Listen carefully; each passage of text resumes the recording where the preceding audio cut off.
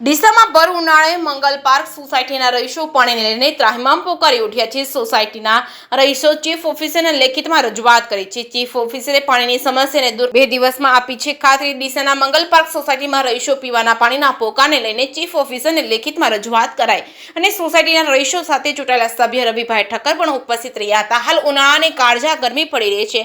હવામાન વિભાગ દ્વારા પણ 2 દિવસની હીટવેવની આગાહી આપવામાં આવી છે, જેના પગલે જિલ્લા મેજિસ્ટ્રેટ દ્વારા લોકોને સાવચેતી રાખવી તેમજ અધિકારીઓને પણ ખડે પગે રહેવા માટે સૂચના આપવામાં આવી છે। જેને ઉનાળાની ઋતુ પીવાના પાણીનો વધુ ઉપયોગ કરવા માટે પણ તબીબો જણાવી રહ્યા છે કે વોર્ડ નંબર 7ના મંગલ પાર્ક સોસાયટીમાં છેલ્લા 1 વર્ષથી પાણીના ધાંધિયા હોવા છતાં પાણીદાર નેતાઓનું પેટનું પાણી પણ નથી હલતું। જ્યારે વોર્ડ નંબર 2ના નેમિનાથ સોસાયટીમાં પણ છેલ્લા કેટલાય દિવસોથી પાણીના મુદ્દે સ્થાનિક મુશ્કેલીમાં મુકાઈ રહ્યા છે। કેટલાક વિસ્તારોમાં પીવાનું પાણી ન હોય તો ઉનાળાની કાળઝાળ ગરમીમાં પાણી વિના સ્થાનિકો પોકાર પાડી રહ્યા છે, છતાં કુંભકર્ણની નિંદ્રામાં પોટી રહેલા પાલિકા પ્રમુખ સાથે એન્જિનિયર દ્વારા કોઈ વ્યવસ્થા ઊભી ન કરાતા આજે વોર્ડ નંબર 7ના મંગલ પાર્ક સોસાયટીમાં રહીશો આજે ધંધા રોજગાર છોડીને મોટી સંખ્યામાં એકત્ર થઈ પાલિકા કચેરી ખાતે ચૂંટાયેલા સભ્યો કે પાલિકા પ્રમુખ પર વિશ્વાસ ન રાખી સીધા ચીફ ઓફિસર સમક્ષ લેખિત રજૂઆત કરવામાં આવી છે। જે કેસ ગુજરાતી સાથે ભરત ઠક્કર, ડીસા।